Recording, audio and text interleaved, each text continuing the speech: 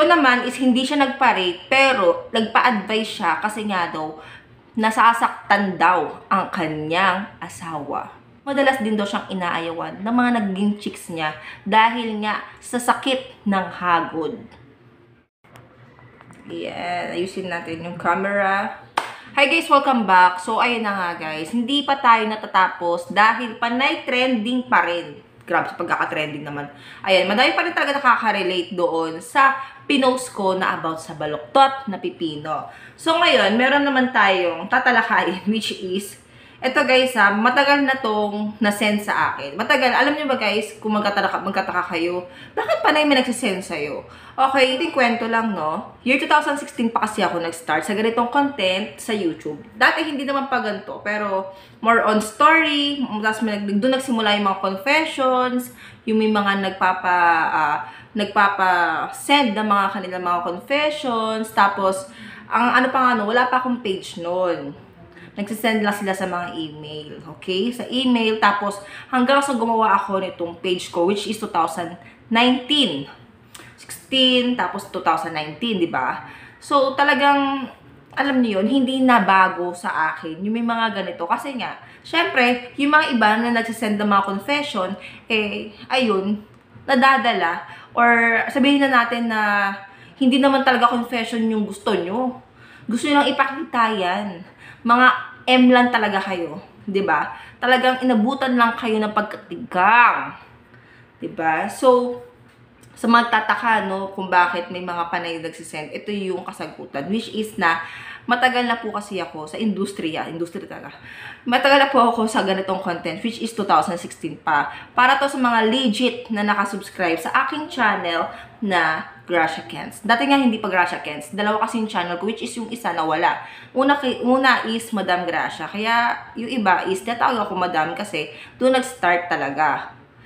Yung talagang pumatok talaga ako doon. Okay? So, ngayon, alam niyo na yung kwento. Okay? Kung bakit may mga nagsasend na ganun.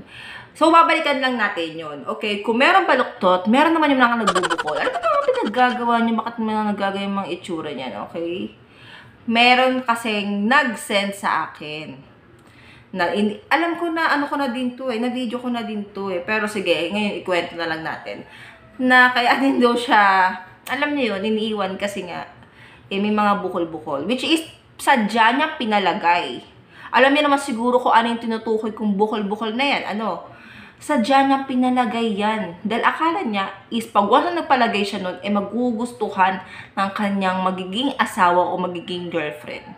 Alam niyo ba, feeling ko karamihan siguro sa mga nagpapalagay niyan, which is yung mga payat talaga. Payat yung pipino. Kaya kayo papalagay ng ganyan kasi akala nyo is magiging mas satisfy yung ganon na pakiramdam na alam nyong hindi naman talaga dahil masakit nga. Isipin nyo na lang, 'di ba, isipin nyo na lang na matigas na may papasok, which is kakayod, 'di ba? Masakit. So ayun. May bukol talaga, which is yung magkabilaan and then sa ilalim. Sa palagay niyo matutuwa pa ba kami nun? Sa palagay niyo matutuwa ba yung mga babae nun? Na akala niya ikatutuwa namin na dahil mas masasarapan kami. Pero hindi. Kasi kumakayod yun, matigas yun. Kaya daw siya madalas na iniiwan. Pero nakaharap naman siya ng asawa niya. Pero ayun nga, ang reklamo naman ng kanyang asawa is masakit. Kaya bihira nga daw. Nataka lang talaga ako, bakit ba nagpapalagay nun? Ano bang meron?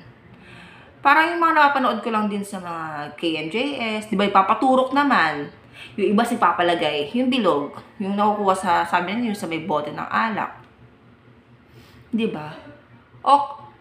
Okay naman kung siguro, kung mas okay pa yung sa paturok, kasi laman pa rin yun or parang gel lang, which is hindi masakit. Pero hindi ko pa na-try yun wala ko na-try yun ganun Unlike sa bilog. Kasi yung bilog is humahagod. Alam nyo, kahit hindi ko pa na-experience, parang pag once na na-imagine ko, nakita ko yung image na yun dati sa email ko, which is masakit talaga tingnan. Maski sino is aayaw. Itataka kasi nyo, baka yung mga pinagagawa nyo dyan sa mga ano nyo? Ba't kailangan yung lagyan ng mga kung ano-anong kolorete? Hindi na lang yung tanggapin kung ano yung binigay sa inyo. Ayun naman is walang parake dun ha. Hindi nagpaparake yun. Hindi siya nagparake, pero kaya ayun, sabi ko nga, bakit kasi kung ano-ano mga pinaglalagay nyo, hindi na lang kayo makontento, di ba? Madami ng ways para masarapan, pero wag na maglagay ng mga kung ano-ano kasi mapapahamak lang din kayo. 'Di ba may mga unsuccessful na pangyayari na akala nyo okay, na akala nyo pag once naging gano'ng itsura or mas lumaki is mas nagiging ano, pero hindi, 'di ba? Yung iba naman papalagay ng kung ano-ano, halos punuin na. Hindi ko 'to nakita sa Google ko lang 'to nakita. Yung pinupuno yung buong katawan ng gano'n. Ano yung para namang pangkista ang putek. Yung mga pangkista, mga nilalagay na mga koloreto na mga parang bakal-bakal or ano. Ang pangit ng itsura.